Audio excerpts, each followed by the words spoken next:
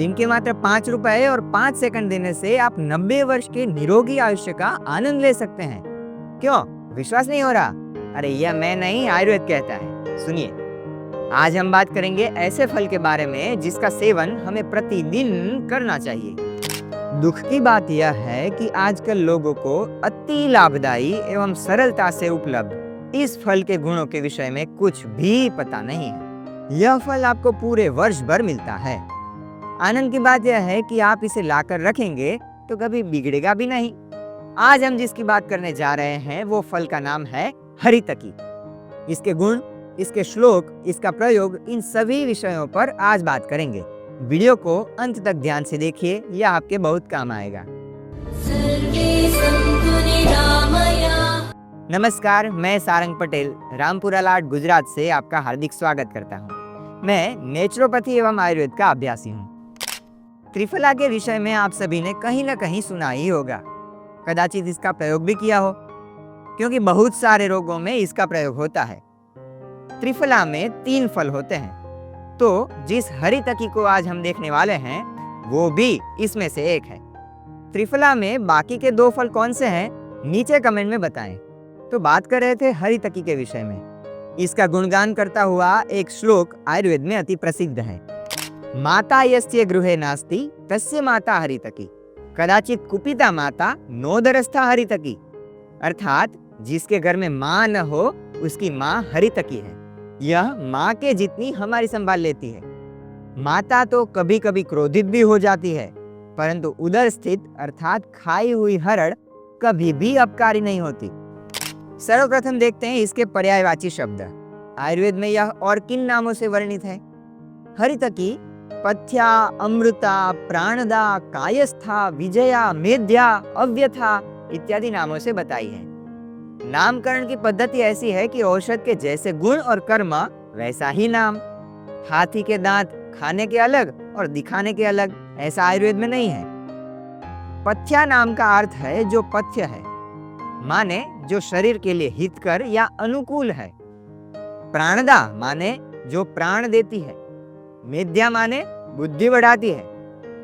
अमृता माने जो दीर्घायुष्य देती है। अव्यथा माने जो पीड़ा को घटाती है। तो देखा ना, इसे कैसे श्रेष्ठ नामों से सम्मान दिया है। अब देखते हैं इसके गुण।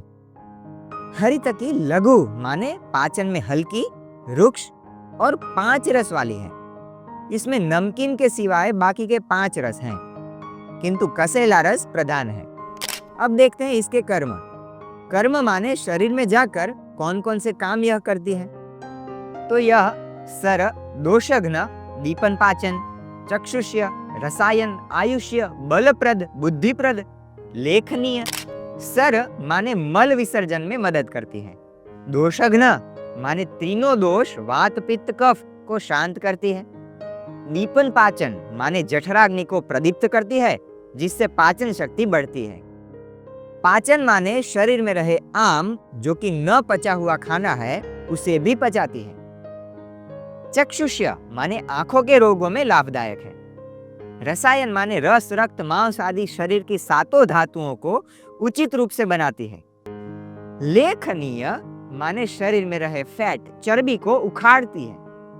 आयुष्य, बलप्रद, बुद्धिप्रद जैसे गुण तो सुनने मात्र से ही समझ में आते हैं।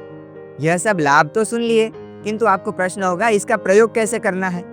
तो अब देखते हैं ऋतु के अनुसार इसका प्रयोग। हमारे पूर्वजों ने 6 ऋतुएं बताई हैं: शिशिर, वसंत, ग्रीष्म, वर्षा, शरद और हेमंत। प्रत्येक ऋतु 2 महीने की है। शिशिर ऋतु 14 जनवरी से 14 मार्च तक की है। ऐसे ही बाकी की ऋतु। इस प्रत्येक ऋतु में हरितकी अलग अलग वस्तु के साथ लेने को बताया गया है। इसे ऋतु हरितकी कहते हैं। आचार्य भाव मिश्र कहते हैं, सिंधुत्थ शर्करा शुंठी कणा मधुगुणै क्रमात् वर्षादिषु अभया प्राश्या रसायन गुणैषिणा। हरितकी को वर्षा ऋतु में सेंधा नमक के साथ, शरद ऋतु में शर्करा माने खड़ी साकर के साथ, हेमंत में सौंठ के साथ लें, शिशिर में पिप्पली के साथ, वसंत में मधु माने शहद के साथ और ग्रीष्म ऋतु में गुड़ के साथ लें। आपको प्रश्न होगा, प्रत्येक ऋतु में भिन्न वस्तु के साथ लेने का क्या कारण है? एक ही वस्तु के साथ लें तो क्या समस्या है? उत्तर है, प्रत्येक ऋतु में शरीर में दोषों की स्थिति भिन्न भिन्न रहती है। किसी एक दोष की प्रधानता भी रहती है।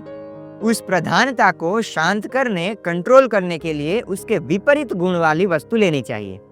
अतः इस नियम को ध्यान में रखते हुए ऋतु हरितकी बताई गई है।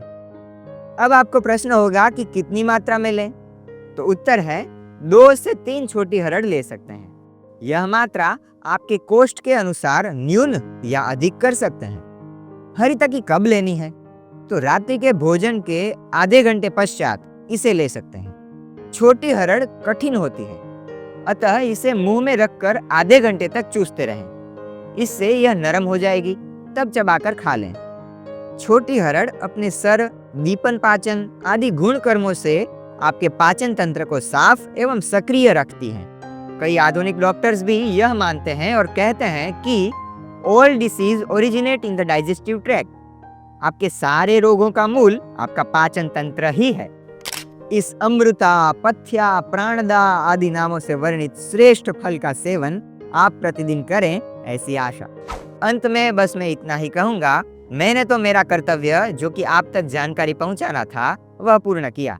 अब आगे क्या करना यह आप पर निर्भर है। यथेच्छसि तथा कुरु।